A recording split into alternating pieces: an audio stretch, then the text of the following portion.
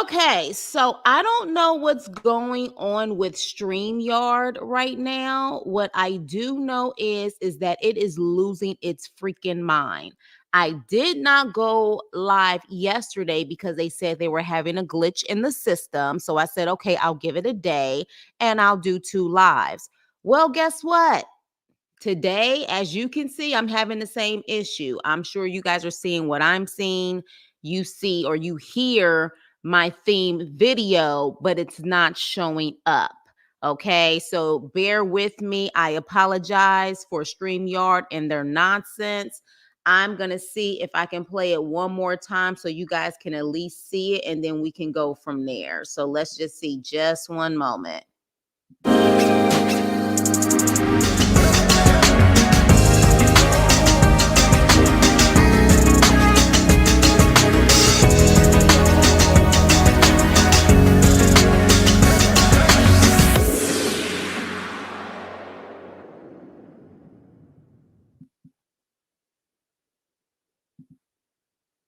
That's more like it.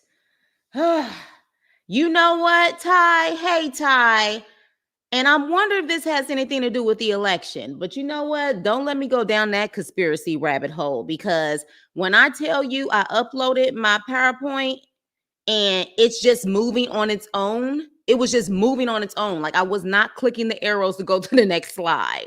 When I tell you it's some freaky stuff going on right now, it's a little crazy. And we're 2 days before the election. But hey, Ty, how you doing? How you doing? So make sure you guys hit the like button on the way in. And Ty, we're gonna have a field day with this one because you're in film school, right, Ty? So we're going to talk about it. All right. So Tyler Perry's Beauty in Black.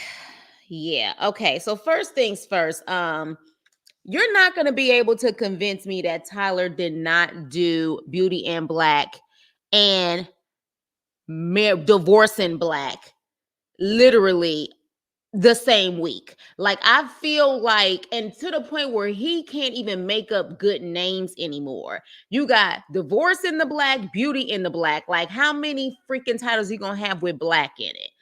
The fact that he had 3, maybe even 4 of the same characters in Divorce in Black in this, I swear Tyler probably said, okay, cut, put on your clothes for Beauty in Black. Okay, cut, put on your clothes for Divorce in Black. And he probably did them all in the same week. Because I'm just like, what is going on here? So literally, you're going to see some familiar faces in this one, just like you did in Divorce in Black. Okay. So, however, I'll say this before I get into all of the stuff that people probably would see as negative. His stories were more cohesive than they've ever been before. And that includes The House of Pain. I feel like when you're dealing with a TV show and you have all of these story plots, these storylines, Tyler has been known, in my opinion, especially in his movies, to start a possible storyline and he doesn't finish it. In this one, I would say he did finish them a little bit more and it was a little bit more like put together. So this is what I think. Hey, DeMarcus, this is what I think. In my opinion, but again, this is my opinion. I think Tyler got help with this as far as making sure the storylines fit and how the storylines are coming together. Apparently, he did say he was going to start having a writer's room. That didn't mean that he was going to have a writer's room and they were going to get their writer's credit.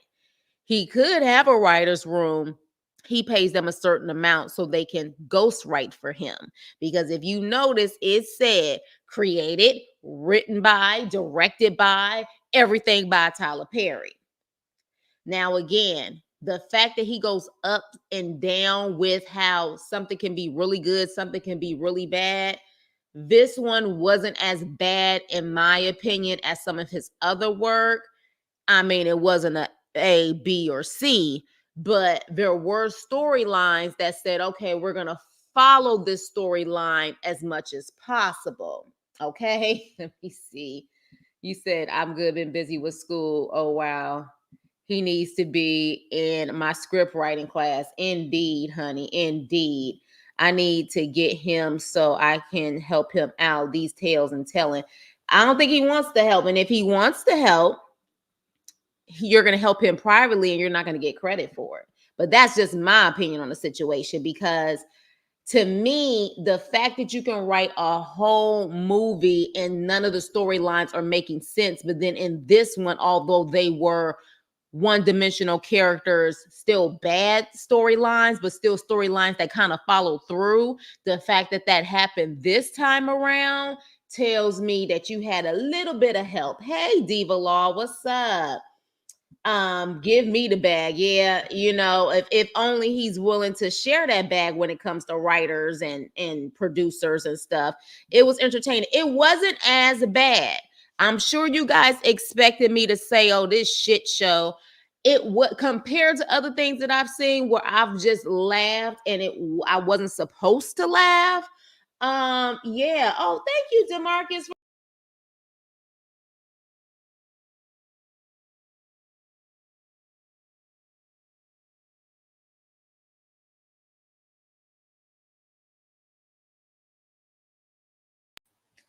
Do y'all see what I'm talking about? Like, seriously, the freaking StreamYard just kicked me out. I kid you not. This is crazy, you guys. Like, this is crazy. I don't know what's going on, but this is some BS. Unless Tyler trying to tap into people who ain't kissing his butt about his subpar stuff. But anywho, thank you, DeMarcus, for the super sticker. I greatly appreciate it. Can you guys hear me? Can you hear me? Hey, Sincere Russell, he's a good playwright, but a horrible. But when you really think about it, Sincere Russell, is he a good playwright? Or as long as you put Jesus in it and some amazing singing and harmonies in it, it makes it seem like he's a good playwright? Let's think about that. Is he good? Because when I think of good playwriters, I think of Susan Laurie Parks. You know what I'm saying? I think of I think of August Wilson. I'm not thinking of Tyler Perry. You know what I'm saying? His stuff is more of like the Chitlin Circuit Christian musicals, in my opinion. That's what he gives me. Because you really think about it, it's a lot of, and it's a lot of his ad-libbing that he did with the Medea character, and then it was the singing and praising God that took people over. That's why he has so much of the church community backing him. However, after this one and some other stuff that he's done recently, Tyler Perry is coming off freaky as hell. Woohoo! Like when I tell you this was a dark, twisted fantasy, baby, this was on some other stuff. When I tell you, I was like, okay, Tyler. I mean, it was scenes where it was just like, what am I watching here? Am I watching CORN, but instead another word? Am I watching corn, if you know what I mean? Because it went there. It went there. And I was trying to figure out why did it even have to go there? Which to me, it didn't have to go there. This was just something that wanted to be done. Yeah, something that wanted to be done. But here's the thing. Here's the thing with this. I wasn't invested in any of these freaking characters. None of them.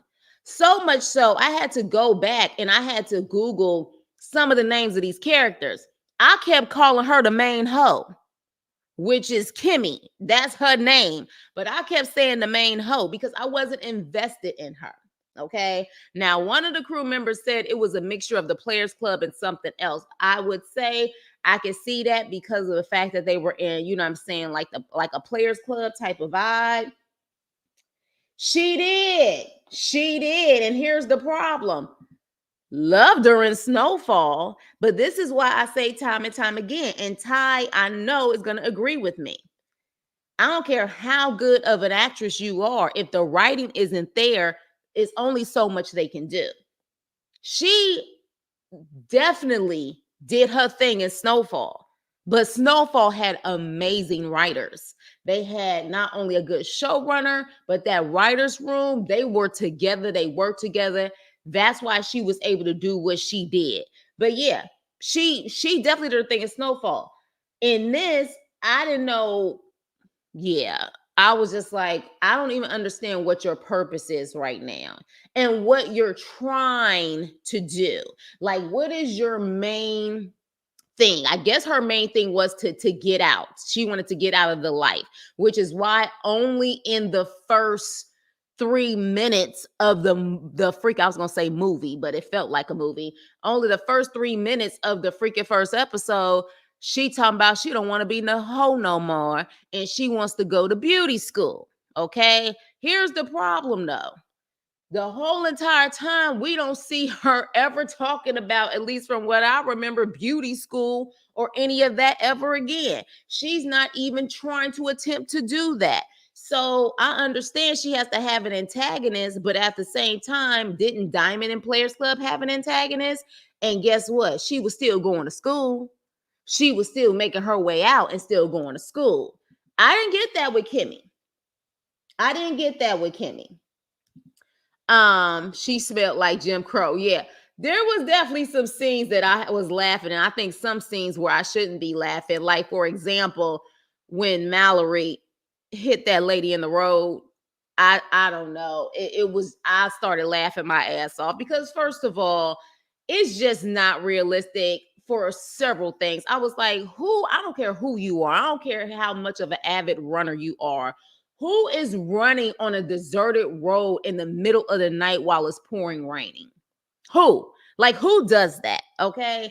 And then on top of that, just the fact that she sits up there and lumps over her, and then all of a sudden, Rico, I believe is his name, lumps over her. I was just like, what the hell is this? And then that fake, the way they had her position on the road, I said, what the hell is this, Tyler? So, but back to Kimmy, you hear her talking about that in the beginning, hoping she can get this scholarship to go to beauty school. Okay. And then after that, she ends up leaving because she got to go to work. You know what I mean? She has to go to work. And so, because of that, she doesn't even know. And I don't even remember if they bring up the scholarship again. Did they ever bring up the scholarship again, my crew people? I don't think they did. Missed opportunity on that. Now, again, they are going to have a second part, but literally it was definitely a missed opportunity to continue to talk about that, or for her to at least continue her education as far as beauty school, or I think she wanted to do hair.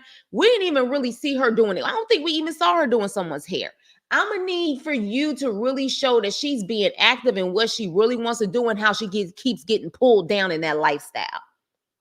You know what I mean? And that wasn't happening. That was not happening.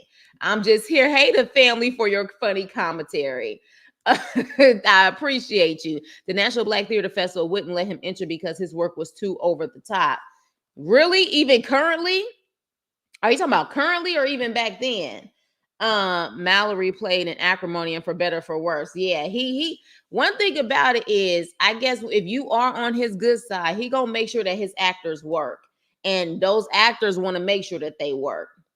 It's seriously, Mallory should have recognized that she, yeah, like it did not make any sense. It did not make any sense. Well, the wigs are looking better. Yes, that's what I'm saying. Wigs looking better, makeup looking better. That stuff was looking better. Mallory should have, exactly. So, oh, back then. So again, a lot of dialogue also that was unnecessary, which tells me a lot of them probably did a lot of ad-libbing and was talking back and forth. Like, it was so many things where I was just like, get to the point. Of course, you know what I'm saying? TV is about dialogue, but some of this is redundant as hell, and I'm over it. Like, how many times is Rico gonna say that he runs this company? He's the one who really runs the company. How many times is freaking Mallory gonna say reputation is everything? Like, how many times is this gonna happen? Another thing was, and again, For those who haven't seen it, I'm letting you know now. I'm spoiler alert if you dare to even watch it. At first I said I wasn't going to watch it. Another thing was everything was a little too convenient for me. Everything was a little too inconvenient for me. Convenient for me. So you mean to tell me, just so happens that the man that she ends up seeing in the hotel or wherever they were ends up being the husband to the lady who's giving away the scholarship. And just so happens the guy that you see in the VIP section of the club is the daddy. Like, I was just like, come on now. Like, and this is supposed to be based in Chicago. Chicago is a huge ass city. What are the odds that all of that stuff is happening? And all of that is connected that damn easy. I was just like, really?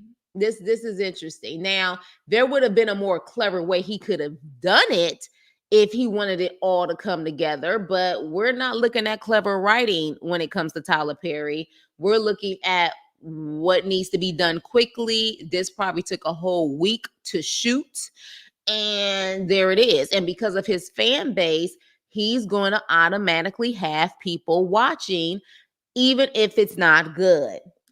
Let me see what you say. Rain should have known that Daniel and Chase were unprofessional. Yeah, well, you know what? And that was another thing too. Jules told Body not to deal with Daniel and Chase with but you know what though? Here's the thing. I don't know if this still goes down in that world, in the stripper world. I don't know if it still goes down, but I find it interesting now that a lot of them do go to like professionals versus that. I know back in the day when they weren't talking about BBLs and stuff, that's what a lot of people did. But at this point, the odds, unless she wasn't making enough money, the odds of her not going the other way, it was just very weird why they decided to do that. Besides, they just wanted to force it in the plot. You know what I mean? Because I'm just like, you're going to have to give me a reason on why she would be willing to do that when nowadays you could definitely get you a BBL for dirt cheap payment plans, and it's done by a professional who actually went to school for it. So, I mean, I don't understand what was the point of that. But again, that's the thing with Tyler Perry stuff. Sometimes stuff is just forced in there for no reason at all whatsoever. And that was one of them. So Rain ends up getting a illegal BBL pretty much and ends up getting sick off of it. What I did not like is that Kimmy never to me was active in her role as the lead. If you are the lead character, you're going to have to be more active in the show. And to me, she wasn't. She was just allowing things to happen to her. Granted, she was in a situation where she felt scared that she couldn't get out of it, but everything was like, okay, my name is Kimmy. All right, I'm getting ready. It was just like, girl, you're going to have to be active. And active doesn't necessarily have to be that you ready to go elbows in and ready to fight, but you're going to have to be more active in your story. And it wasn't there. It really wasn't there. It seemed to me, I would say more than anything, Mallory seemed to be more involved in her story or more active in her story than Kimmy. And Kimmy is the main character. So yeah, that was one thing I will say is I was just like, why is she not active? Why is she not? At least we saw Diamond in the Players Club. We saw her going to school. Hell, she fell asleep in one of her classes because of the fact that she was trying to juggle working at night and going to school. You know what I mean? And then of course the situation where her teacher, found her in the club. We saw those things. We didn't see that with Kimmy. But again, if you guys disagree, please by all means let me know. But yeah, so at this point, she's getting treated like garbage because she's more than just a stripper. You know what I'm saying? She's a whore. And so apparently what happens is her, Rain, and this other guy, which is I'm going to say he's a Latin guy, they ended up getting into some stuff. And Jules, who is the PIMP, he got him out of it. And so because of that, he pretty much owns them. That's pretty much what the situation is. So now see, that's the thing, DeMarcus. Who the hell is Calvin? See, this is what I'm saying, that the names, I keep forgetting the names. Who was Calvin? That ain't the daddy. I don't think that's the daddy's name. Who's his? This is what I'm saying. I was not invested enough to remember all of their names. But who was Calvin? Remind me, DeMarcus. Clearly because I know preschoolers with better storytelling skills. I mean, look, he's in the business game. I don't think he's in the storytelling game. I think he's in the business game. I think he's very aware he can write whatever, do whatever, and he's going to have a cult-like following. And that would include Christians. Yeah. Because definitely, I would definitely like to know how the Christians who go to church every Sunday. Now, granted, I am Christian. I'm Christian, but at the same time, there are certain Christians who practice idolatry, and they would literally want to fight you over talking about Tyler Perry. I would like to know how they feel about this. I would love to know. Yes, okay, he was Mallory's driver. Okay, yeah, him. Definitely. He was actually one of the better actors too, DeMarcus. Did you notice that? Because everybody from Body to a lot of other people, it was overacting. It was over the top. If I had heard bitch and ninja one more time, I swear if I would have took a shot for every time I heard that, I would have been toasted. Do you understand me? But he was the better actor out of the bunch, even with the script that he was given. But it was a lot of freaky tales going on there. It was a lot. And it was a lot of unnecessary scenes with the freaky tales where I said, Tyler, what are you doing here? Like literally the scene with all of the men in the locker room. If that all I could think about was the Tyler Perry episode of the Boondocks. Yeah. That's all I could think about. With the baby oil and stuff like that. It was just like, what was the point? Or the scene with the actual son who was the gay character. Ty, take that P out. Delete. I gotta delete that. They will flag my stuff in a heartbeat. You gotta say corn or something like that. You can't say that, my brother. You got it, because even if you put it mixed together, they will capture that.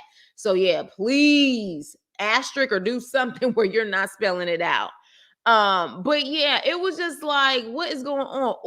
Or like I said, the son who, you know what I'm saying, is gay, the scene in his house. I was like, who is this for, Tyler? Who is it for? Which is making me wonder, because I don't know if you guys heard, but rumor has it, rumor on the street is that there's going to be a Surviving Tyler Perry documentary. Did y'all hear about that? No worries. I know you didn't do it on purpose. I know, but I have to delete it so I can get it off of there, because they flag stuff from the chat too. Did y'all hear about it's supposed to be a Surviving Tyler Perry documentary? And then after seeing this, I don't know, y'all. Because again, there were certain scenes that were so over the top and on Freaky Tales, but it was pointless. It was pointless to do. Where I was just like, why even have that scene? You know what I mean? Like, unless it's for someone else's own pleasure. Like, what would be the point? So what happens is, and T.S. Madison is in this also. T.S. Madison is the one who gives the botch job. Pretty much Rain, which is Kimmy's best friend, ends up getting sick. She takes her to the hospital, and then she gets reprimanded, so to speak, for taking her to the hospital, because they pretty much said, well, as long as her blood pressure is good or whatever, just give her these pills and she should be fine. But she takes her to the hospital. And so with that, this old guy that's in the actual club, this gentleman, he just so happens to be Mallory's father-in-law. Rico, which is Mallory's husband, father, Charles' father. So he's going into the club, and apparently he is against the gay lifestyle. He definitely keeps talking to Charles like, this is why you are, your mother's the reason why you are the way you are. However, based off of this, he's undercover himself. So he had a thing for Angel, even though he called Kimmy into the VIP room. All right. So with that, but we find out that he's sick. We don't find out what he has, but what we do know is that he coughing up red sauce just randomly. Okay. But let me see. Why was it so graphic is my thing. It's too right. That's what I'm saying, because there were certain scenes that weren't needed with that graphic stuff. And I don't know if you saw it, Ty, but there's a scene where you got them in a parking lot, and it's just like a whole freaky tales, like a freaking summit, all on cars. And I said, what is the point of this scene? What is the point of this? Horace is such a hypocrite because Rory and Charles didn't know Horace was left-handed. He is a hypocrite. Okay, so they did say what he had. Okay, got it. Okay, so they did say what he had. All right. But yeah, so pretty much when she ends up befriending him or whatever and trying to get Angel to, do something to make some money off of him, for the most part, he ends up getting sick. She has to drive him home. She finds out then he lives in this huge mansion. And interesting enough, he will always drive this pickup truck with his company's logo loud and clear on the freaking truck. And I said, for someone who's supposed to be like incognito, and I'm saying it just like that, incognito, you would think that he would not drive the truck, the company's truck, everywhere he went. I was like, you have a big logo on your truck, sir. There's a logo on your truck, like at the freaking motel. That's not discretion. Like, what are you doing here? What are you doing? Yeah, yeah, exactly. So, with that, when she gets to the actual mansion, she realizes at that point when she sees all of the pictures that the guy in the beginning who was pretty much, treating her like, he was paying for her. And also, Mallory, who runs this big business that she's trying to get the scholarship for, she pretty much finds out he's related to them. And she automatically assumes because of that, Horace, which is the father, is involved in all of this. Now, why she assumed he was involved in all of this, I don't know. But she just automatically assumed, and in the whole freaking season, she keeps saying until the end, till like the final episode, I'm sure you know why you're at the club. I'm sure you know what's going on. I'm sure you know. And he's like, what are you talking about? Oh, I'm sure you know. You know what's going on. And it's like, look, damn it, I don't know how many times you're gonna keep saying that until you get the hint that you need to just say it, because maybe he doesn't know. So yeah, but with that, the whole Angel scene, like there was a lot of storylines in this that I was just like, it's a little too much, and it's not flushed out with step by step, like, A storyline, B storyline, C storyline. Like it wasn't flushed out enough. It was just a lot of dialogue. That's why it felt like it was too many storylines, because he wasn't really flushing them out. Granted, he would get back to the storyline, so it made sense to a certain extent, but they still weren't flushed out. It was rushed to the point where I wasn't invested. I should always be invested in your main character. I should always be invested in your main character. And I wasn't. Didn't give a rat's ass about her. Hi, is it Adia? So many unnecessary scenes that did not drive the train, but I love the multi-villain storyline. That is a perfect way to say it. Thank you for that. Yes, there were unnecessary scenes that did not drive it. The problem with the multi-villain storyline, I mean, the whole family seemed to be devilish as hell and crazy as hell. I mean, that whole family, but I feel like He's done that with, I guess, that Oval Office show and some other shows where all of the family is like crazy and demonic. But yeah, the problem is everybody was one dimensional. Like if you were a villain, you were a super villain and you had no, there was nothing to you and there was no reason behind the madness. Like, can someone explain to me why Mallory was the way that she was? She was cold, calculated.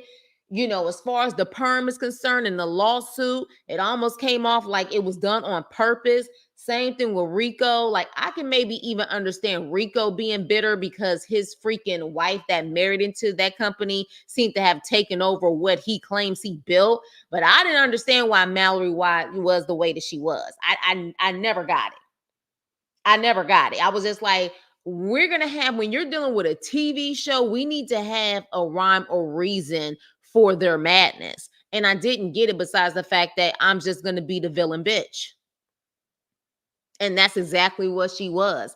And for someone who had a was it billion-dollar lawsuit and so many other things going on, like, potential first degree, if you know what I mean. I don't understand why she was so hell bent in finding out who Rico was having freaky tales with. I didn't understand that.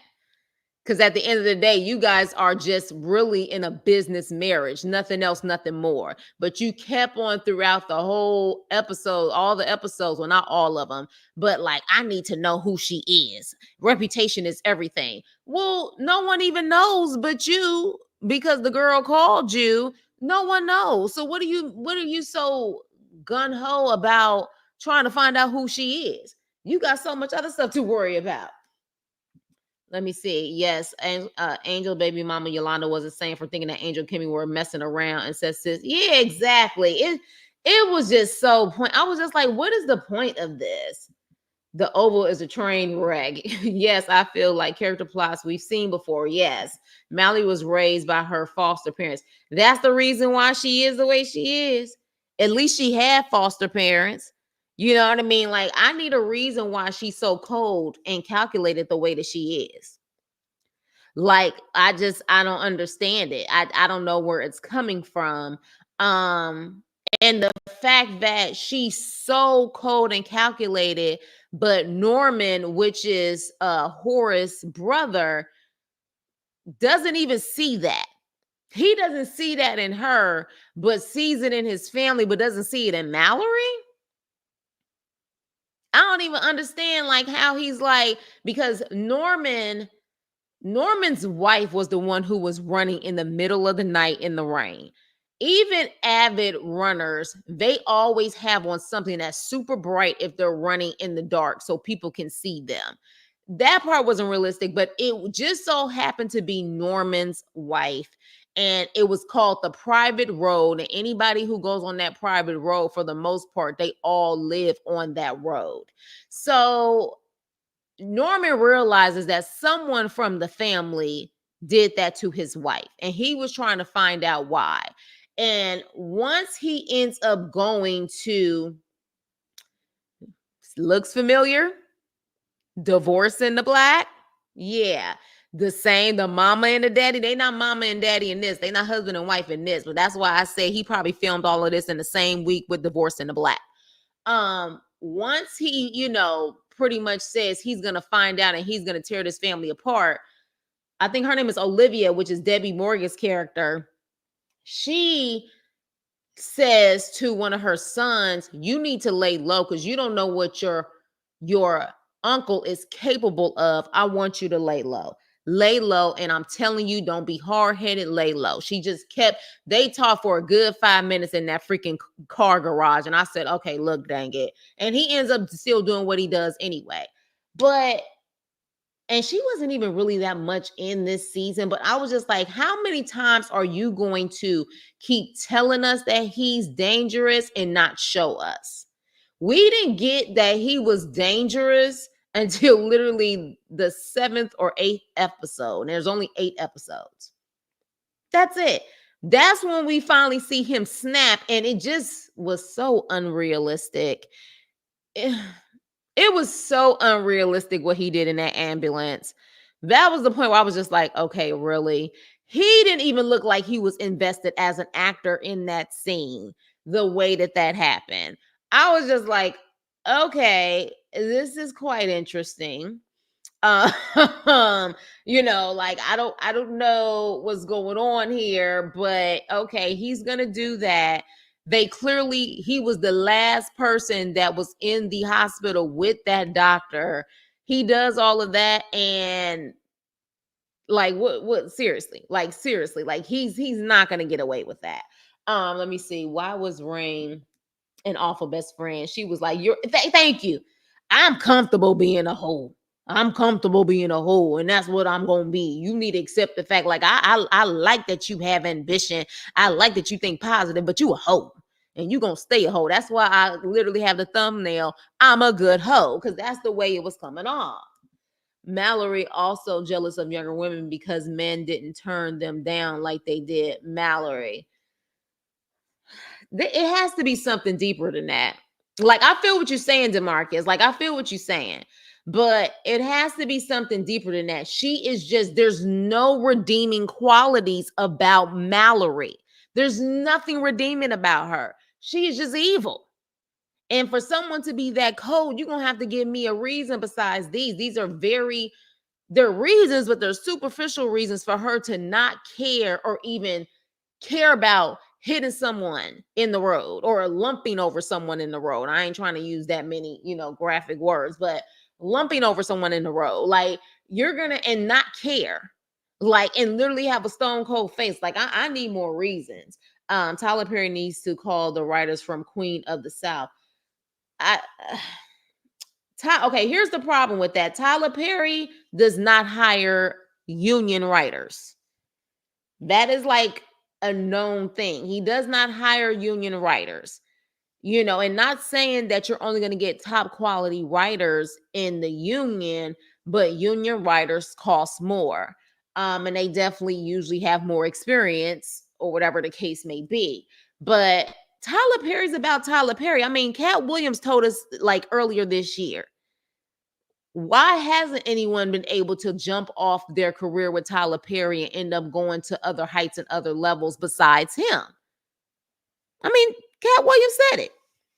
Cat Williams said it. The fact that he's the only one who continues to rise and everyone else is kind of staying in this low budget atmosphere and they can't seem to get a job literally outside of his Tyler Perry productions, that says a lot, in my opinion.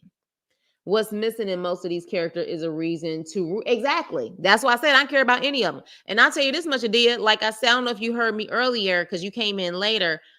I didn't care so much that I had to go back and say, what is this main character's name? I kept calling her the main hoe. I said, she the main hoe. I don't know her name. I literally had to go back and say, oh, that's their names. Because I had to make sure I knew their names somewhat for my review. That's how bad I wasn't invested. I don't care.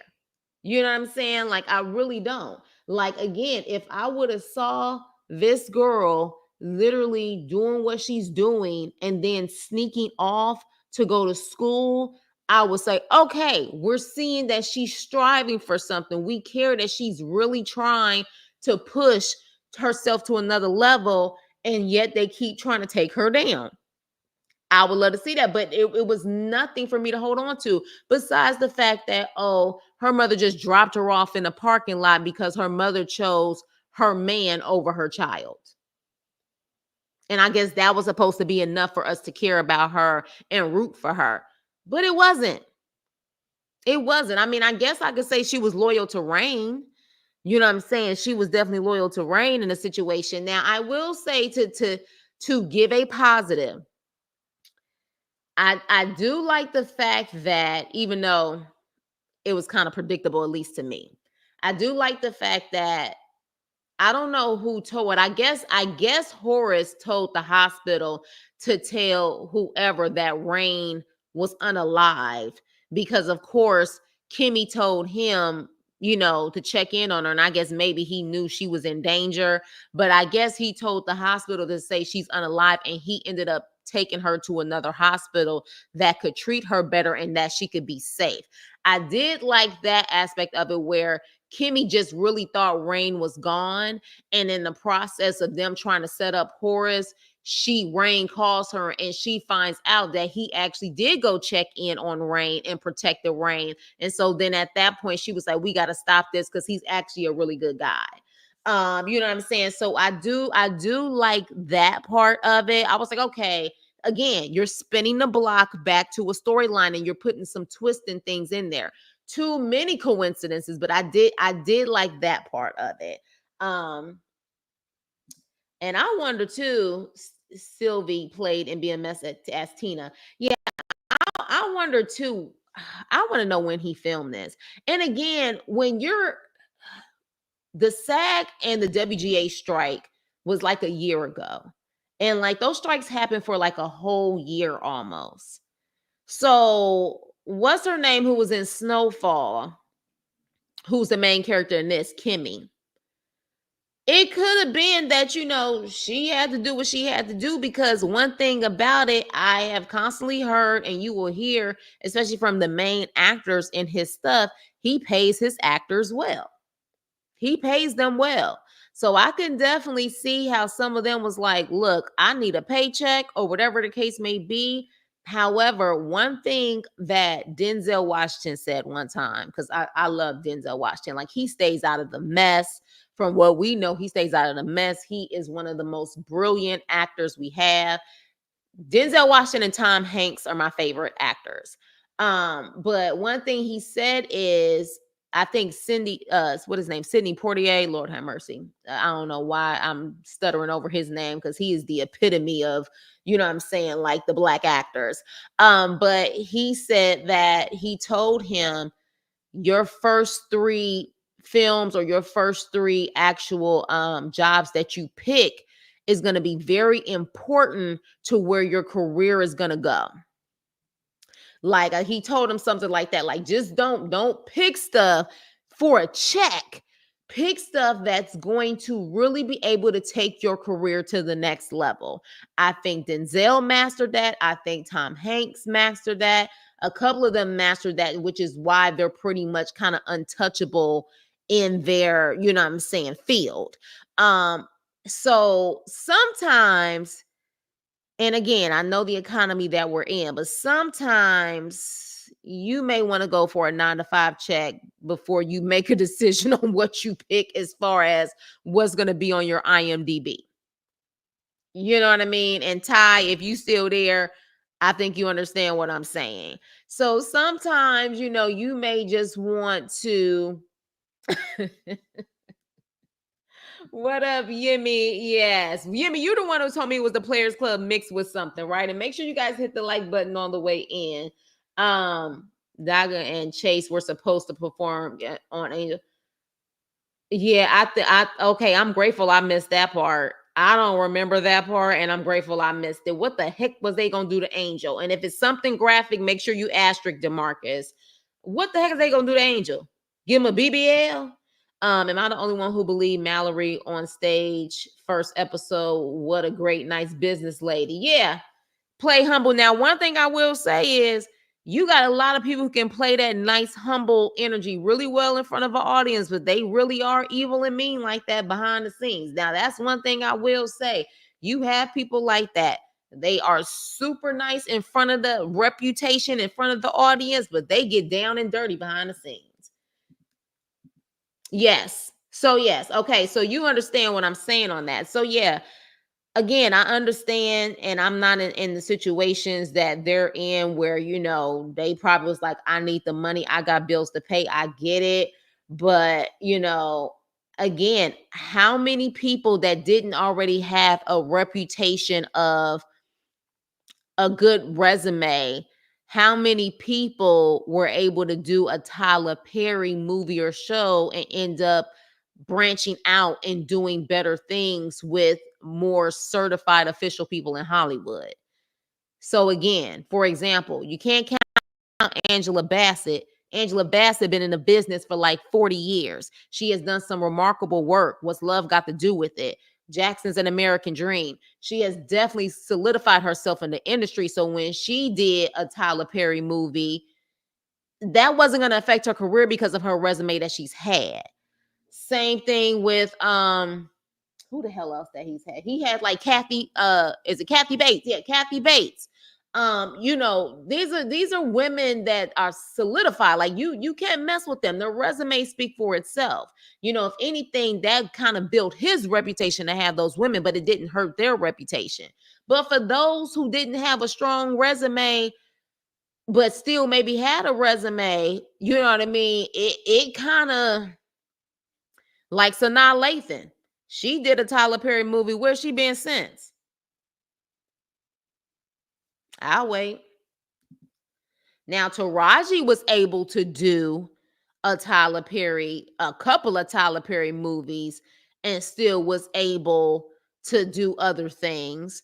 But again, she had that button under her belt being a nominee, so that probably helped her. But Taraji has also been complaining that she's not getting paid enough. You know what I'm saying? Maybe that Tyler Perry stuff has something to do with it. My whole point is, like Cat Williams said, no one has ever been able to take their career to another level from what we've seen so far.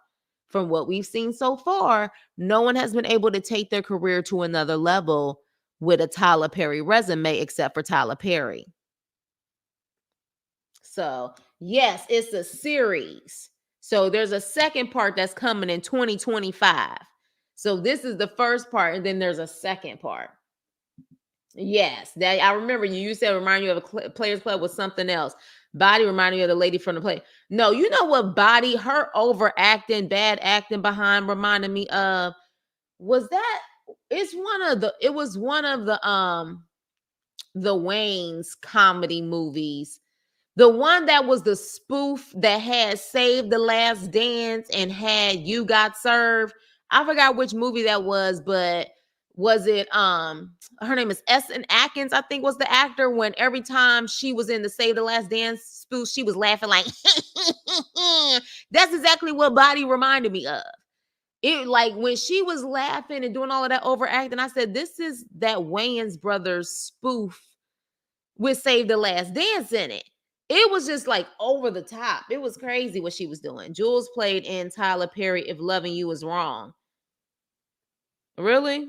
I don't think I've seen that, honestly. No, I haven't seen that nowhere. Taraji P. Henson and Rick Fox was in Tyler Perry's show too, and Mary J. Blige. Yeah, well, Mary J. Blige was solidified 20 years in the music business, so that wasn't gonna affect her. Taraji again had Baby Boy with John Singleton, which RIP to him, certified in the business. Okay, certified. You can't put dirt on John Singleton's name. He solidified himself, and that was her first debut movie. Then she had the Benjamin Buttons, which got her an Oscar nomination. So she had stuff under her belt to where she could still go somewhere. You know what I mean? Rick Fox, that man was making millions as a basketball player. You know what I'm saying? Like acting is just kind of probably like his second love. But hitter. I don't think Rick Fox really cares if he gets another role or not. I think he's okay. You know what I mean? I'm talking about those people who truly are trying to do this for a living and only get paid for acting. Ella is only on TV shows and movies, but she was in School Days. Yeah, but that also shows you, because remember, Ella was in School Days, that one scene mainly in the window. But did we see her in anything after that? Like that was almost 30 years before we started seeing her in those plays. And interesting enough, they clowned her in that Boondocks episode. I think that Boondocks episode with that lady talking about something, I'm about to go get some Kool-Aid. I think they was talking about her. But that's just my opinion. I think they was talking about her. Tyler has so much of the stuff, a lot of stuff. Oh, she's my birthday twin. Who's your birthday twin? Body reminds me of Candace Young from the Have or Have Nots. I don't watch that either, DeMarcus. DeMarcus, you watch all the Tyler Perry stuff, so you can definitely be my dictionary, so to speak, or my resource on that, because I don't watch Tyler Perry stuff like that. And at this point, I only watch it for the reviews. Tyler Perry really would be better off if he really wanted to make good art. He would be better off now using all of that money and really developing young writers, young producers, young directors, and truly just being a studio head. And that's it. That's it. Nothing else, nothing more. Because no matter what he continues to write, there's not one, or allegedly write, every time he comes out with something, he gets garbage reviews from people who do reviews on TV shows and movies all the time. He gets garbage reviews. So at this point, Tyler, who are you doing it for? Because I don't even think he's doing it for the art at this point. I don't. I really don't. So yeah, so with that, she again, Olivia's character, Debbie's character, she keeps talking about how dangerous he is, the Norman is, but we don't see it until the end. And again, it doesn't land the way it should land. We should kind of see the hints of him being cuckoo for Cocoa Puffs before that seventh or eighth episode. So it was just kind of like all of this warning with all of this dialogue, but no action involved in it. Some actors actresses are typecast to a certain series like Carlton or Lauren Usher V, where they make entire careers out of one role. Yeah, but at least in those roles, they made enough money where they'll be okay. You see what I'm saying, Adia? Like, I know Malcolm Jamal Warner, he hates when people call him Theo. But dude, what happened with the Cosby Show, you're pretty much, you can eat for the rest of your life off of that show. You know what I mean? And he has been able to do other acting roles since then where he has been able to make more money, but it's a blessing for someone to know you as just one thing, because typically that means that show lasted for a very long time and you get residuals and you will be okay, especially during those golden TV days. And Carlton for Fresh Prince of Bel-Air was in the golden TV days. Urkel, Jaleel White, golden TV days. Apparently he was making 100,000 per episode at one point. So like, yeah. I mean, I'm sure that is an actor's dream, to be able to have a certain role that people will forever remember you from and you can always eat off of. Which, by the way, speaking of Carlton, what didn't he just shade Tyler Perry not too long ago and said he don't want nothing or need nothing from that man? Y'all help me out and make sure I understood that clearly. He, Alberto Ribeiro, I think he just said recently, nah, I'm good off of him. Interesting, right? Interesting. I don't know if mentoring him how. Maybe because 50's about to open a studio and Tyler is mentoring him about opening up the studio. But I would have to say, in my opinion, 50 Cent's resume as a producer for movies and TVs is so much better than Tyler Perry. Like, we forget sometimes 50 did, of course, The Power. 50 did that. It was a show on ABC. He actually has had a legitimate show on a major network. I was that guy who was in prison who became a lawyer. He did that. Get Rich, his own movie that he played in, it was phenomenal in the box office. He definitely, in my opinion, has more of an impressive resume for things that he has acted in and things he has produced. You see what I mean? So I don't know if he's getting mentorship from Tyler in that sense, because I think even 50 knows low key, he definitely has a better resume. I wouldn't be shocked though if he's possibly getting some type of feedback or help on how to open up his studio, because I want to say 50 has opened up a studio in Shreveport, Louisiana, or somewhere in Louisiana. He's opening up his own studio. And one thing for sure, Tyler Perry has been able to open up a huge studio and it is successful. Not just successful when it comes to his own projects. Black Panther and other things were being filmed there. So he in itself has been able to truly make it a business. So maybe that's what he's doing. But I definitely don't think mentorship as far as storyline and good movies and TV shows. Yeah, exactly. 50 Cent, exactly. Exactly. Ooh, Jesus. Ty, help me with this one. DeMarcus says, Chris, would you rather be in a Tyler Perry series or a Lee Daniels series? Whew. I have to choose. I have to choose.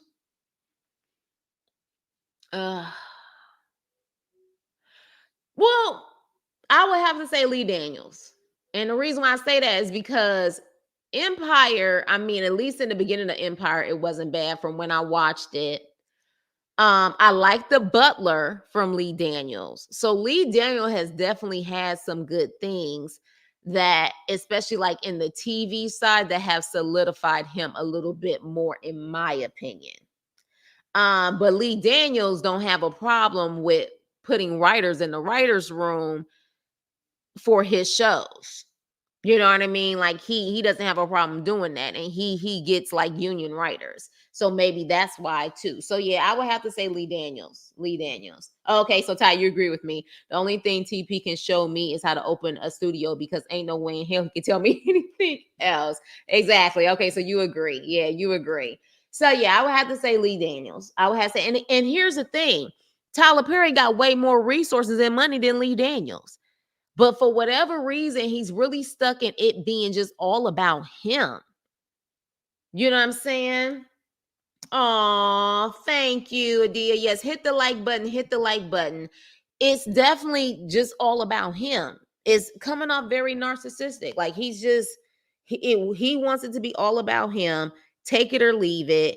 And that's just what it is. But he could do so much more, and even have so much more of a name stronger, where people will respect him even more. Well, I mean, people respect him, but at the same time, I feel like they just respect him for the fact that he opened up a studio. I don't think people respect his quality of his work, because if that's the case, if you were able to get the Denzels, the Will Smiths, and all of them to your opening of your studio, why wouldn't they want to be in one of your, movies if you really produce quality? Why wouldn't they? I mean, hell, Denzel did freaking Spike Lee's. He did not more better blues. He did Malcolm X, and those were independent films, especially Mo Better Blues. You know what I mean? But he loved the quality of Spike Lee's work.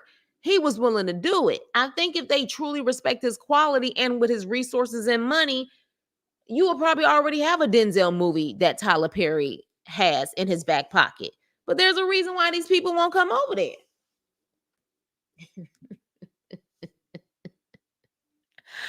Oh, Ty, I love you, Ty.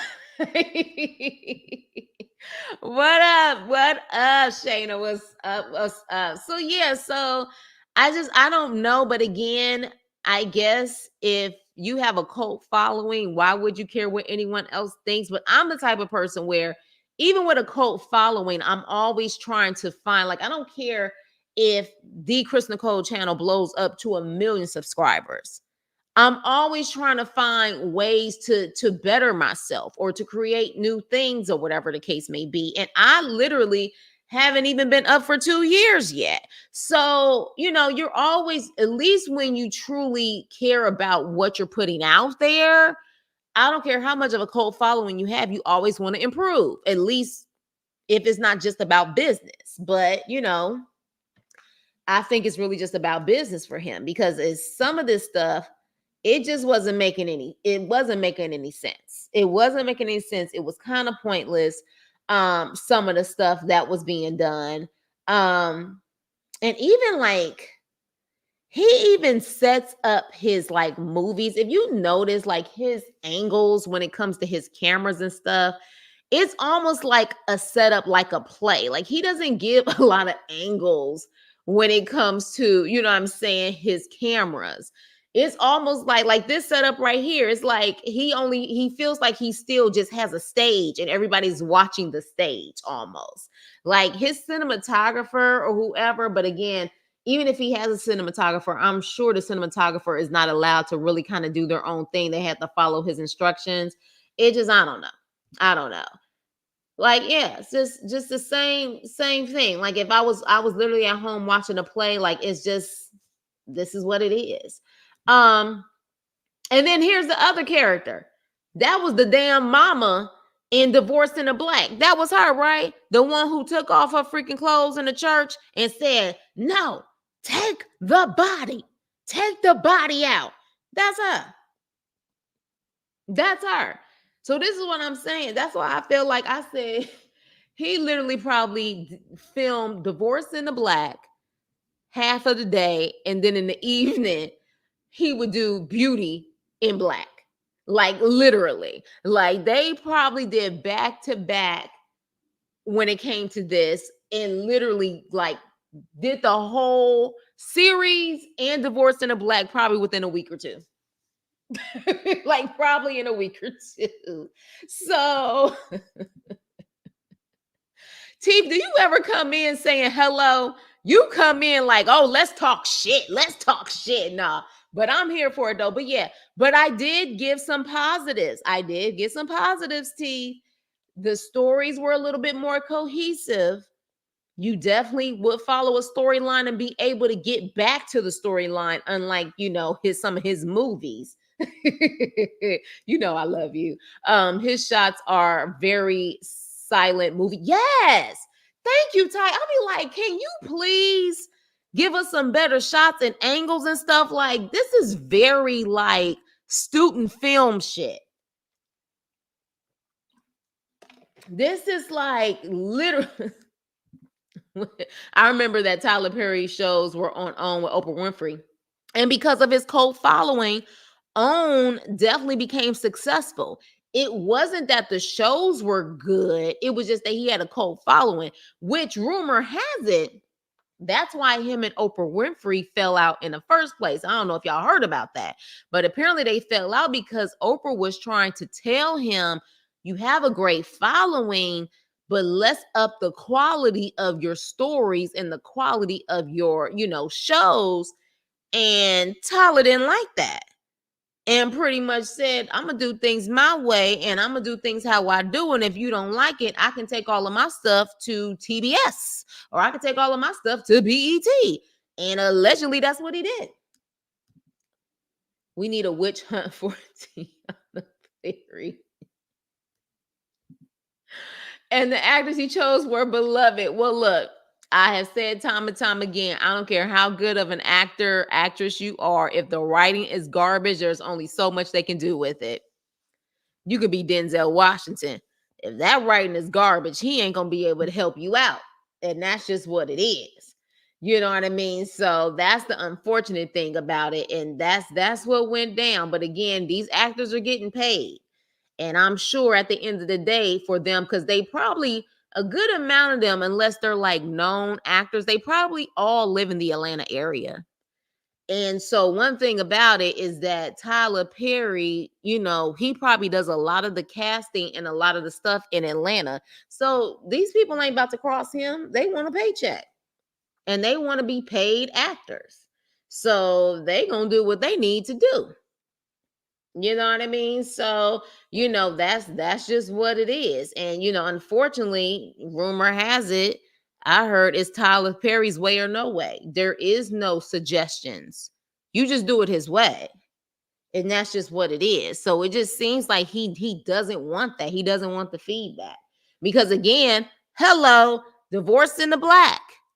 When he got all of that constructive criticism, it was because of course, people constructive criticism, they want to say that it's hate.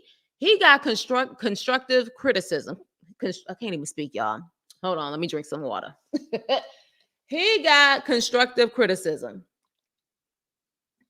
about that horrible ass movie. And then he tried to gaslight and talk about how I don't care about the highbrow Negro that have issues with what I write about everyday people. Everybody can't get in their Volvo and go see their therapist. And I was like, really? That's your response? that you have so many resources, you're a freaking billionaire and you could do so much better, have better quality writers and all of that stuff. And then you try to say it's highbrow Negroes who are judging regular Black folks when you literally live in $100 million mansion where you have no neighbors, you sitting on top of a hill allegedly, and you not a highbrow Negro. Please.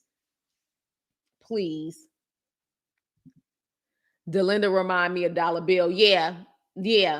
She definitely was giving Dollar Bill. And she actually she played her role pretty well. You can tell she's better at ad libbing. Is that what I'm trying to say? You know what I'm trying to say, but she's better at, like, you can tell if there's no script there, she just off the bat can just like roll with it and be able to, do, what is it called? Ty, help me out. What is it called when they make sure, like, if they have to go off script, they can continue? You know what I'm talking about. I'm losing it right now. But yeah, you could tell she definitely has done that plenty of times, because there were certain things where you can tell it wasn't in the script, like when she was talking to Body when she was eating or whatever the case may be, and she was like, yeah, your mama, and all of that stuff. I was like, yeah, you could tell that she's used to doing that, and she has the skill set to do it. Everybody ain't got the skill set to do it, and you can actually tell that by some of these people in this show. They don't have the skill set. If they don't have a script in front of them, they're not going to be able to just think off the top of their head and continue on and be able to carry out what they need to do. Thank you. Ad lib. That's what I was saying. I don't know why I was thinking of something else. Not is it what if when it comes to my mind, hopefully while I'm still alive, I'll be able to tell y'all. But yeah, she's good at it. But some actors, they're not. If they don't have the script, they're gonna have problems. And you can tell that by how they kept repeating themselves over and over again. And this is a freaking show. Like, yeah, improvise. Thank you. Improvise. Like, they actually have classes to actually like learn improvising. So yes, she's good at that. But that girl Body, you can tell she ain't good at that, in my opinion. Rico ain't good at that. Mallory may be good at that, but some of them couldn't. No, it wasn't hitting. So yeah, you could definitely tell she would be good at it. But I mean, look, at the end of the day, we gotta see this again in 2025. If I had to rate it, I'm gonna rate it a T for Tyler Perry. I can't even scale it from an A to F. It's a T for Tyler Perry. This is a Tyler Perry production. Again, the wigs were better. The makeup was better, even though those lashes was bothering me. But they had to make her look like she was, the whore that she was. But yeah, I mean, I like the fact that he was able to get back to a storyline, because there have been definitely times where he starts a storyline and he doesn't finish it, which is like one-on-one writing, and it's a hell no. Like, if you're going to start a storyline, you better take us home to what happens with that storyline. So yeah, at least he did that. Now, could these storylines have been better? Hell yeah. Absolutely. Could the writing have been better? Hell yeah. But when this came out, he was number one, I think, for a couple of days. Now, here's the problem, though, with being number one for a couple of days and still in the top 10 on Netflix. I don't know what the numbers are or what your numbers need to be number one. You know what I'm saying? Like, when we're talking about streaming, I'm really curious, because we can never get the numbers. We will never be able to see the data on streaming. That was one of the reasons why the unions were striking in the first place, because they wanted to see the numbers on what their numbers was actually doing for certain shows, and they wouldn't provide it to them. So we will never know what the numbers are and what the numbers take for you to be number one and be in the top 10. The only way you're really going to be able to know that stuff is with the Nielsen. Like, if you were on a major network, you'll be able to see the numbers then. Or the movie theater. You will be able to see the numbers then. I don't know. So yes, it's great that he's number one because then that makes him and brings in more business. But how many viewers do you really need to be number one or in the top 10? You know what I'm saying? Would you say Beauty of Black was better than Mia Culpa? I didn't even watch Mia Culpa, but based on what I heard, yes. Yes. And I think Tyler Perry may be better off with doing TV series versus a movies.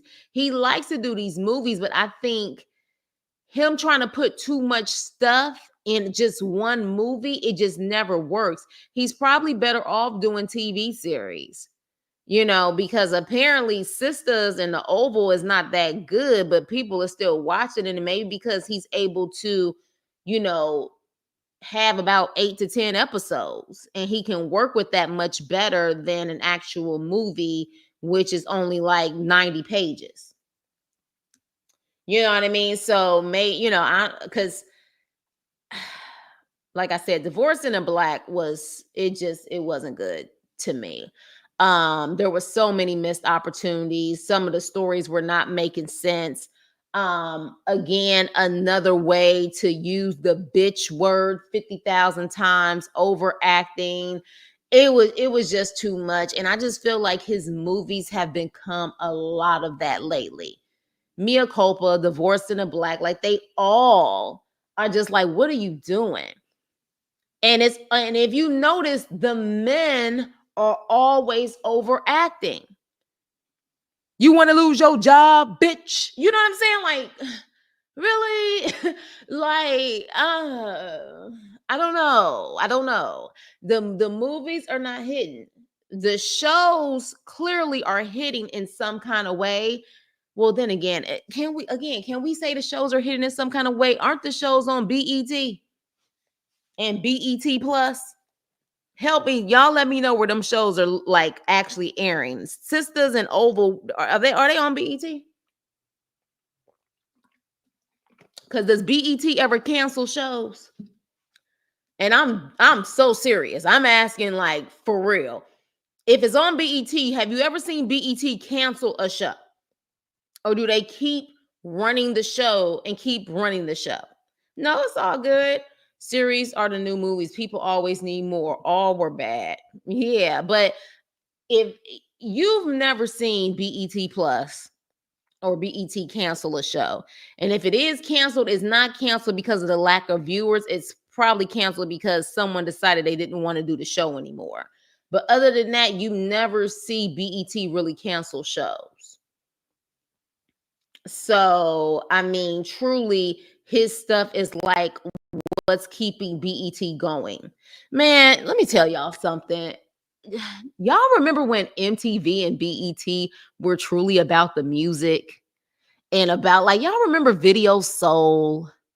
Y'all remember, you know what I'm saying, like TRL. Y'all remember Teen Summit when they literally started talking to the black youth about things that were going on? Like, what the hell happened to those type? Like now BET is pretty much this.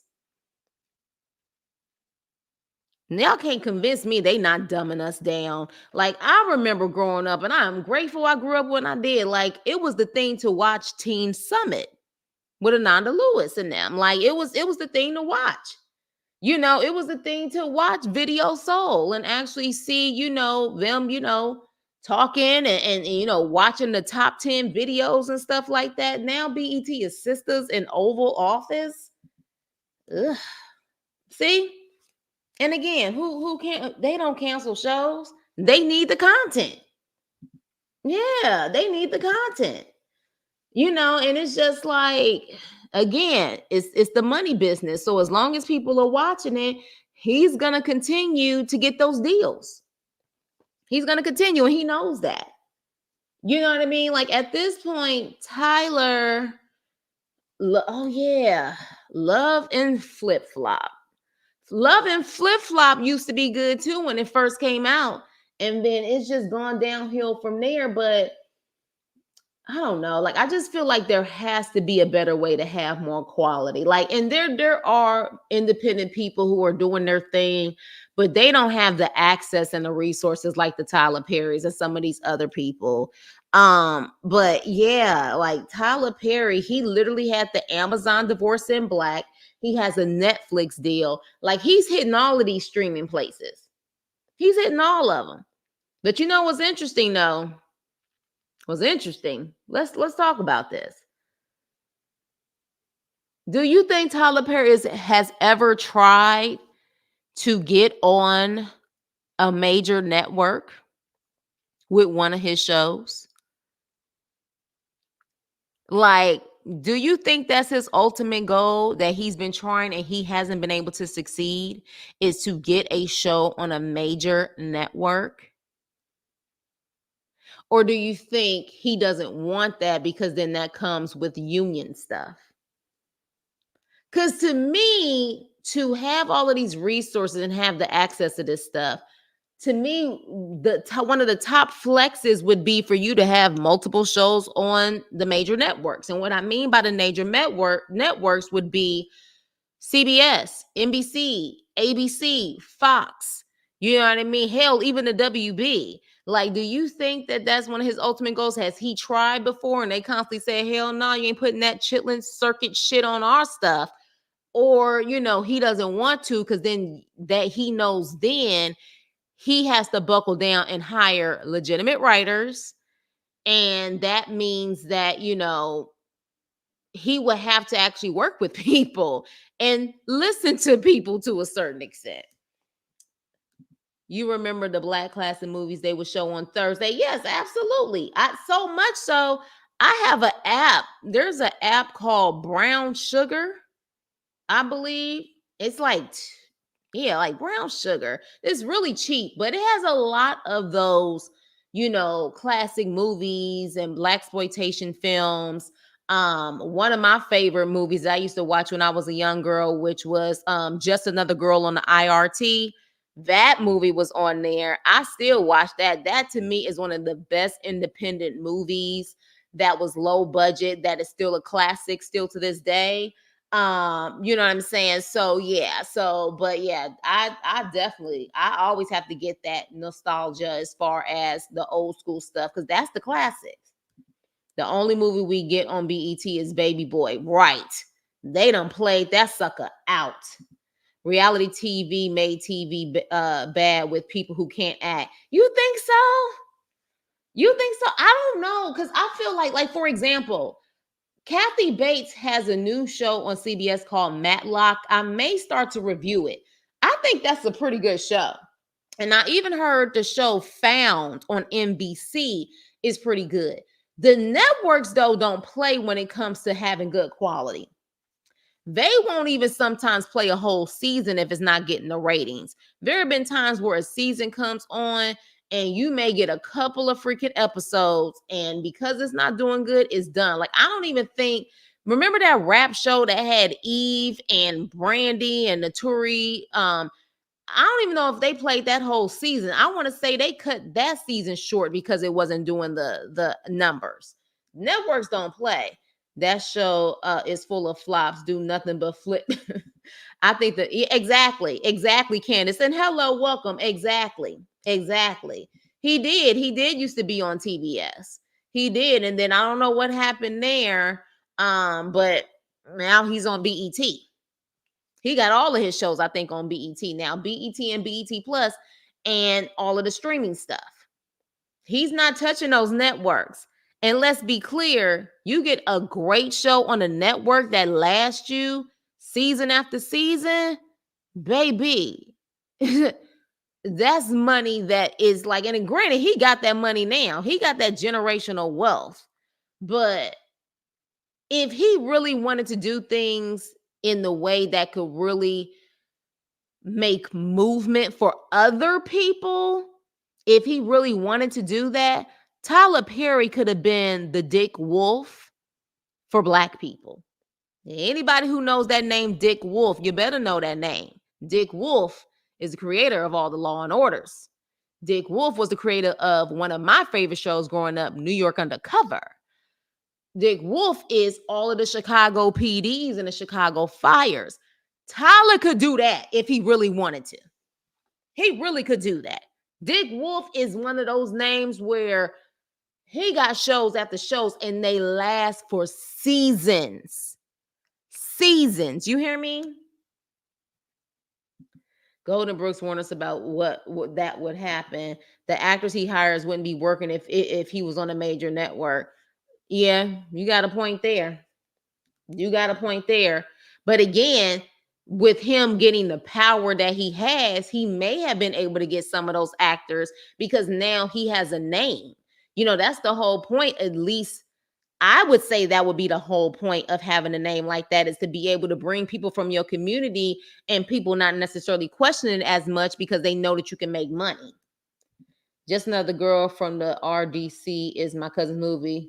You're going to make yourself on the RIC, on the the IRT RIC. I'm looking at your RDC, the IRT. Just Another Girl on the IRT. Yes, Nick, you're gonna make yourself sick. Yeah, I'm a Brooklyn girl. I love that movie growing up.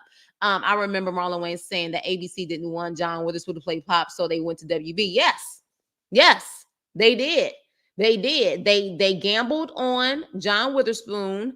They went to WB and it was very successful.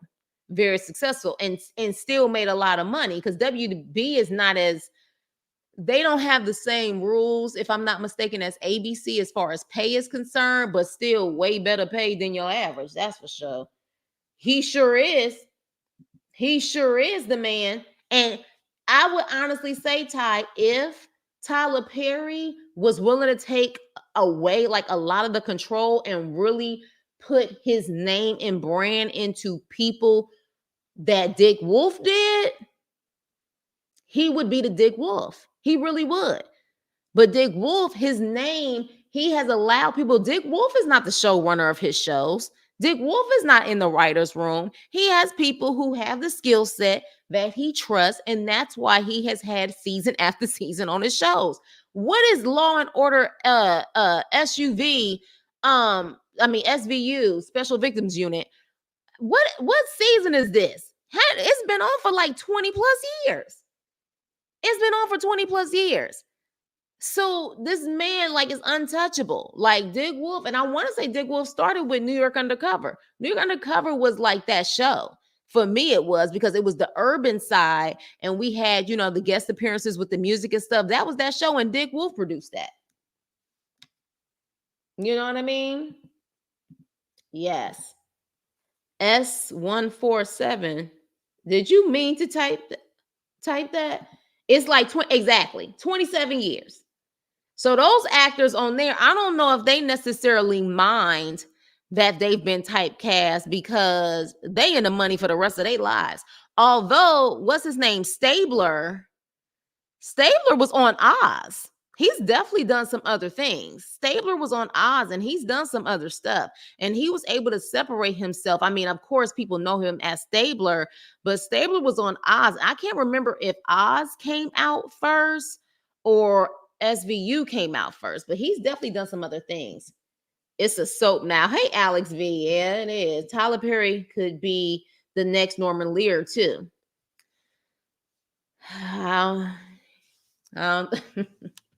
Candace, I don't know if you see my video when it came to Good Times and the accusations of Norman Lear, but honestly, those are some of the same accusations that allegedly Tyler Perry has. So I guess to a certain extent, you're right.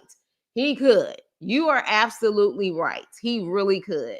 Because, you know, Norman Lear, there's definitely been people who have accused him of some things, but those are some of the things that they've accused Tyler Perry of. So yeah, you're right, girl. You're right. Stabler's new Law and Order is good to me. Isn't that, what is it called? It's the international one, right? It's the international one. Ty know exactly what I'm talking about. Yeah. It's a long history. You definitely should look at that video, Candace, on my channel. It was the one when I had did like a video on live about the Good Times animated series that they did on Netflix. Go there, and I actually have footage and data about what I'm talking about if you don't know the story. Definitely go to my live and see that. It's about the new Good Times animation show. And it's interesting enough, do they have a second season on that show? I'm kind of curious. Kind of curious if they have a second season on that show. Yes, organized. Thank you. What you talking about, brother? Yeah, so definitely, but I say all that to say, even regardless on the reputation that Norman Lear had, Norman Lear was notorious for having hit after hit, show after show. And he, I don't think he was in a writer's room. He allegedly took ideas from other people to create those shows to actually go to the studios, and the studio pitch it to the studios, and the studio took it. But allegedly, but he definitely had Good Times, Sanford and Sons. He had a lot of shows, back-to-back hits, back-to-back hits. So yeah, but again, the Norman Lears and the Dick Wolfs of the world had no problem taking a back seat. They understood, you know what I'm saying, the power of just being the name behind the scenes. Like, I don't even know if I've seen a picture of Dick Wolf. I probably wouldn't even know what he looked like, you know, in real life. But that's that big money and that big power that you don't even know what I look like, and you don't even realize I'm worth hundreds of millions of dollars. That's the type of gangster power that I think anybody should want. Not that hundreds of millions of dollars where you always up in somebody's faces, and you know what I'm saying, you the Diddies of the world, so to speak. You talking about those people behind the scenes where you wouldn't even know what they look like. You've heard the name, but you don't know what they look like. A brother was behind those hits. Exactly. Allegedly. Yes. Yes. Yes. Yes. If she goes to that live, she'll see it. Which, by the way, they try to flag me on that live. Actually, interesting enough, they try to flag me. But yeah, y'all. So look, if you did watch it, you guys understand what I'm saying, hopefully. But if you disagree, by all means, you can let me know you disagree and why you disagree. Because again, I'm all about hearing difference of opinions. As long as you're respectful, you know, we can definitely talk about it. But this was a normal Tyler Perry production. While you definitely saw that he followed up with storylines, he still has a lot of work to do. The question is if he's even willing to do the work. You've hit a black live video before I have y'all in the black too. Bye. I'll see you later on, Teeth. But yeah, so definitely I would say those who haven't watched it and may be curious to watch it now that I've done a review, I would say watch it with Tyler Perry ears and eyes. Like, what ending? Which ending you talking about? You know it's a to be continued, right? They're doing a part 2 on this show. This is a show. So this ending that they did, that all of a sudden, because the ending, spoiler alert, the ending, Kimmy has a sister, and we see her talk to her sister literally maybe in episode 6 or 7. We don't see the sister the whole entire time, but maybe episode 6 or 7, her sister randomly calls her saying that she didn't get the money that Kimmy sent her because that trifling man took the money. Now all of a sudden at the end, you see Body literally she's taken Kimmy's sister and says she gonna put her to work. And then all of a sudden, because of that, Kimmy wants to start fighting Body after all this time when she allowed Body to do whatever to her. Because her sister now is involved or whatever the case may be. Now she wants to fight. And I think that's when the episode goes off. But yeah, that's supposed to go into the part 2 series. Who ends his first season like that? Tyler Perry. That too. Tyler Perry ends a season like that. And it's coming out in 2025. And if you got my guess on it, when he means 2025, we'll probably see it in January, February. He's probably already filmed it. Okay. It is probably already filmed. It is probably literally done with editing. They're just waiting until the holidays so it can come out in like January or February. For real. Yeah. I was just like, what is going on here? But this is Tyler Perry. Like, this is Tyler Perry. That's just what it is. It is what it is. This is what you get with Tyler Perry. If you look at the reviews from people who normally do reviews, all of them are still saying the same thing. His stuff is garbage. But he doesn't care because he feels that at the end of the day, they're just hating and they're highbrow Negroes. That's what he feels. T.S. Madison was the only reason I made it to the end. And T.S. Madison is just trying to get her coin. She done been through, so like the fact that now she's permanently kind of solidified herself on YouTube and doing certain things, and I think being on the Renaissance album, you know, I think T.S. Madison wants to make sure that she never goes broke again. And I can't even be mad at that. But at the end of the day, wait, was T.S. Madison on Empire or Star? Why do I feel like T.S. Madison was on Empire or Star? Or was that not T.S. Madison? I know Miss Lawrence was on Star, if I'm not mistaken. But Miss Lawrence went to a performing arts school in Atlanta. Miss Lawrence went to the performing arts school in Atlanta. So Miss Lawrence got chops when it comes to singing, when it comes to acting. He was trained to do that. So, but I want to say it was Miss Lawrence, but I mean, was the acting good from T.S. Madison? No, but again, the writing wasn't good. So T.S. Madison did the best she could with what she had, and the best she could with the direction she had. But yeah, unfortunately, I don't even know what was T.S. Madison's character's name. You see what I'm saying? I don't know most of the characters' names. If it wasn't for the fact that Demarcus was giving me the names in the chat, I probably would have fumbled numerous times because I was not invested like that. I wasn't. And that's a sad situation when you're not invested in any other characters. So with that being said, I guess we'll have to see what 2025 has to what else he's gonna come out with in 2025. No, that was Miss Lawrence, and I forget the other trans woman who played Queen's daughter. Okay, so there was a trans woman though on the show. I thought there was. I know because I Miss Lawrence, I believe, considers, I want to say non-binary. I don't know what Miss Lawrence considers him or herself. I don't know, but yeah, but I thought there was a trans woman on the show. I thought there was.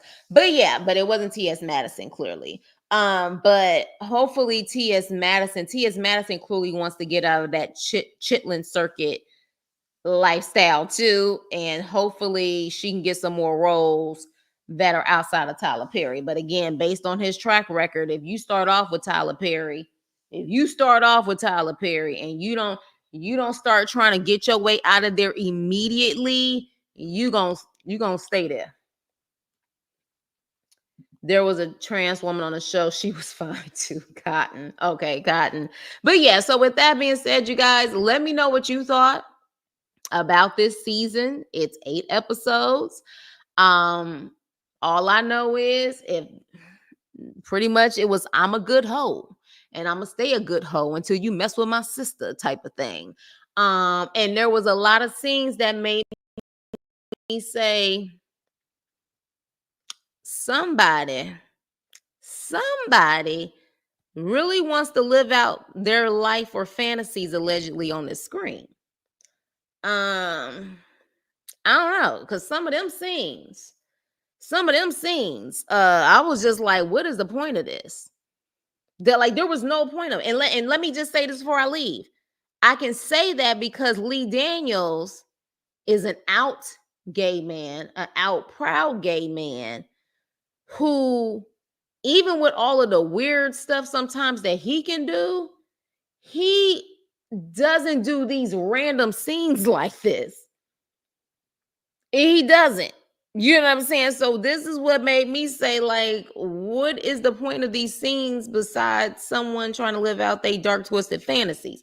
I don't know, but that's all allegedly. I don't know, but what I do know is some of them scenes made me say, yeah, this this is definitely a moment where maybe someone put this in here because they wanted that moment, if you know what I mean. Delinda drove off with Kimmy's sister. Oh, it was Delinda. Okay, my bad. Not T.S. Madison. Yeah, it was Delinda. See, DeMarcus be knowing. DeMarcus, you gotta come when we do these Tyler Perry stuff because you be on it. That's what I picked up on. Yeah. Yeah. And my whole thing is I'm not a prude. If you know what I'm saying, feel like one of those scenes is needed for your show, then by all means. But a lot of those scenes were not needed for the show. And since when is there a freaking club that literally has both men and women dancing? Have y'all seen that? Because I sure as hell ain't seen it. I ain't never seen it. So I was like, that in itself was making me say, what? Besides the fact that maybe somebody wanted men dancing. You know what I mean? So we gonna have to see. And we also gonna have to see if that documentary is true. I would be more excited about that. I ain't gonna even lie to y'all. But at the same time, look, if it happens, it happens. But I mean, at this point, like Cat Williams said, 2024 is the year of truth and exposure. But I feel like that's also going to lead into 2025. But if that documentary is true, baby, what y'all gonna do y'all think if that documentary is true, it's really gonna hurt Tyler Perry's career? Do you think it will? In this crazy world today, I don't think so. If anything, you're gonna have people who gonna fight they gonna fight for Tyler. He got that type of following where no matter what comes out about him, they gonna say it's not true. But we'll have to see, because several sources have said that documentary is true and it's coming out. So I would like to see that, because if that's the case, you're gonna have men who are allegedly bold enough to finally speak their truth. That is probably gonna be a better documentary than the R. Kelly one. But we'll see. We'll see. Because in the club, we all fail. Body reminds me of Roulette from P Valley. Tyler got the Christians on his side. He's protected, which is interesting that he would have them on his side. How many of them gonna be on his side after this?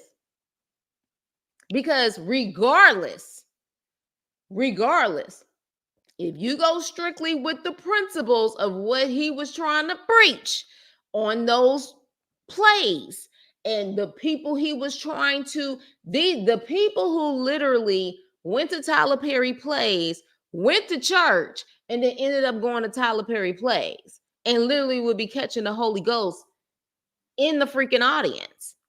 So if you claim you are by the Bible principles, what do you think about this? Because it has so much stuff in it. So much stuff in it. I know me think I'm rewatching this Thanksgiving for my drinking games. I'm telling you, and you know what your drinking game should be? Anytime they say the H word and the B word, take a shot. You'll be toe up. You will be toe up. I said if I was doing that, I would be toe up, because it was almost in every sentence. But with that being said, you guys, thank you so much for watching. Make sure you like, share, and subscribe. I will be doing another live later on for our Life After Lockup. But yeah, those are my thoughts on Tyler Perry. And I'm hoping he gives us another 6 months before he comes out with something else. I doubt it though, because didn't Divorcing a Black just came out a month or two ago? So yeah, hell, if y'all want me to review it, I'll review it. It is what it is. But one day, just one day, I will hope to have something to say that's very positive about Tyler and his movies. Like, I haven't been able to say anything positive for like the past 10 years, because I feel like A Family That Prays came out more than 10 years ago, as well as some of his other good stuff. And again, and I'm going to say this, how do you go from A Family That Prays, the first Why Did I Get Married? How do you go from that to now doing this? You know what I'm saying? But with that being said, please like, share, and subscribe, and I will see you on my next video. Toodles.